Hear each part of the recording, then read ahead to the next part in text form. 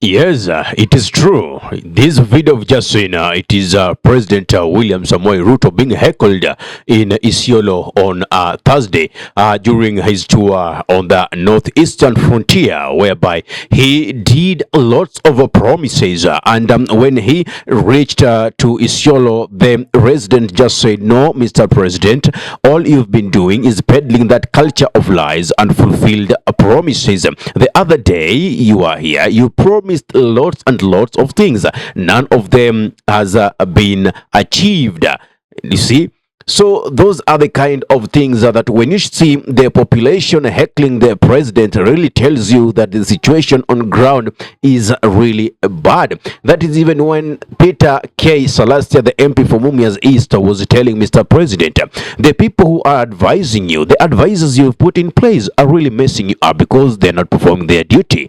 Kindly make me your advisor and of course pay me a salary so that I'll be telling the reality and what the ground is saying. So most probably the person who was tasked with organizing the people who would meet the president went and told him, like, "Hey, I've mobilized the masses and they will appear in the numbers." Unfortunately, yes, they appear in the numbers, but then they were not ready to listen to more lies. They were not ready to listen to more promises. They wanted to see work done. And remember, this is what Rigathi Gachagua told the people of Nyanza and Western during the president's tour in the region, telling them it is the same script of mentioning a few places, memorizing them, and you feel like, wow, this person is really speaking to our hearts. What you don't know, it's a deception. It is the same script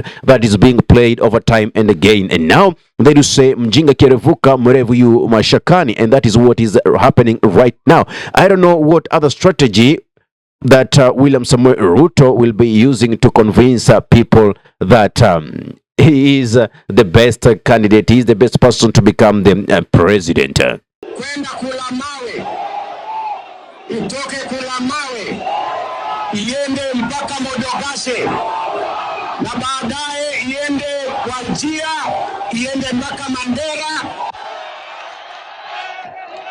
Wow.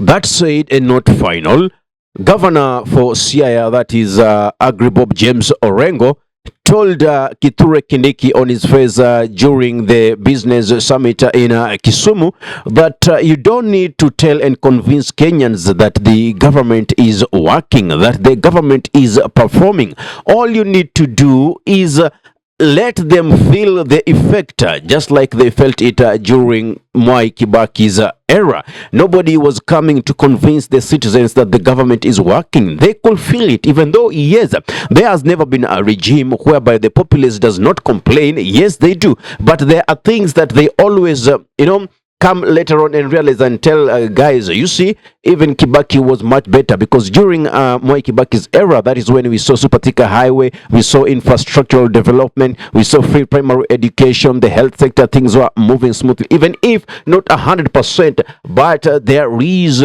a distance that or there is a place on the map that Mwai Kibaki did put Kenyan nation. But right now, as we speak, that is not the issue. And Orengo is not the first person who is telling the government about this same issue. You don't need to convince people that the economy is working. They need to feel it. Let us listen into what James Agribob Orengo got to say about this.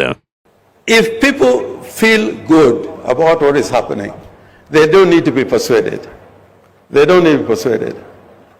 When Kibaki took over, in the first 6 months, there was a feel-good factor. And I'm challenging ourselves that having gone through these processes and in election circles, we need to take measures that the ordinary Kenyans at the end of the day can say, we feel good, what is happening to us, what services are being delivered to us. Member of Parliament Onesmus Ngogoyo also criticizes William Samoei Ruto over continued culture of lies and unfulfilled promises. And he tells Mr. President, you told me that you will do this specific road, but again, you did 2 kilometers from there up to date, nothing has gone on. So he's saying that, look, you deceived us, and when you deceive me, it means you deceive the people of my constituency. And, he says, I was never listening to the ground, but now when I decided to listen to the ground, then they told me I have nothing to do with the impeachment of Rigathi Gachagua, I should not vote. Then he asked himself another question: has this man faulted me in any way? And he said no, he has no issue with Rigathi Gachagua, therefore he could not vote for his impeachment. So there are things that are happening. You really got to ask yourself that question. But before that, let us listen to this video. President alikuwa amekuja hapa Masai Lodge. Mimi nilimleta kama mbunge. Kamwambia barabara ya Masai Lodge ni mbaya, kuja unisaidie tutengeneze. Akakuja. Tukatengeneza kilomita 2 mpaka Maana. Akatangaza hiyo barabara baada ya mwaka mmoja itakuwa imeisha yote 65 kilometers. Sasa kidogo hapo alinidanganya. Bado hiyo barabara haijai. Nikamleta pale Ngong. Kaniambia barabara ya SGR kutokea Ololwa kwenda mahali inaitwa Ngong Town itakutengenezea baada ya miezi kidogo. Hapo alinienjoy kidogo pia, bado haijaisha. Sasa nikaanza kupiga mahesabu, kwa sababu vitu ni mbili. Kwa serikali ugo ndio upate maendeleo. Sasa boss akinienjoy, si hapo itakuwa ni mbaya sana. Sasa na mchungaji aliniambia, Ngogoyo, mkiomba kura mlikuwa mnasema mnasikiza ground. Sasa siku hizi mimi kwanza nasikiza ground. Nilipouliza nipige kura ya Gachagua aje, nikaambia Ngogoyo, ukitaka kwenda nyumbani haraka enda piga hiyo tena. Nikaulizwa unapigia mtu nini, amekukosea nini? Nikipiga mahesabu mimi sikuona mahali Gachagua alikuwa amenikosea. You see, sometimes you just wake up and you tell yourself, I just want to keep over this political window for a day or two. I want to rest. But again, seeing the things that are happening around the nation, you feel like, no, let me just talk. It is my duty. It is my civic duty to make sure that I also educate the masses about 1, 2, 3. I know it's not everybody who's going to agree with me as Ahmed, but you see, there are things that we can just let go. The motive of the government is to let us talk and get tired of it, get used to it.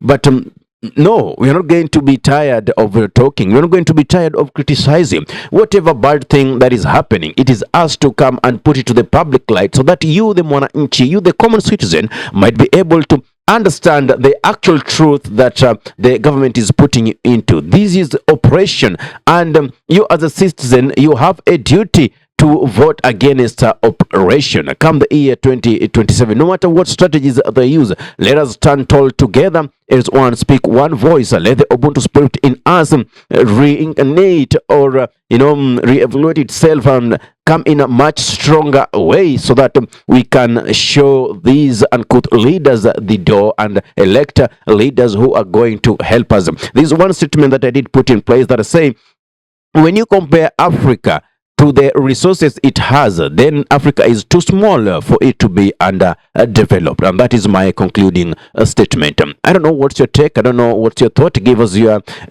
take in the comment section below. If you're watching from our YouTube channel, kindly subscribe and press notification button, so anytime that we are live or we upload content of this nature, you'll be the very first person to be notified. Ahmed Khalif is my name for the Unscripted Talks here in Durb Radio. Assalamu alaikum warahmatullahi wabarakatuh. Kwa timba kali za Afrika, Durb Radio ndio mpango mzima.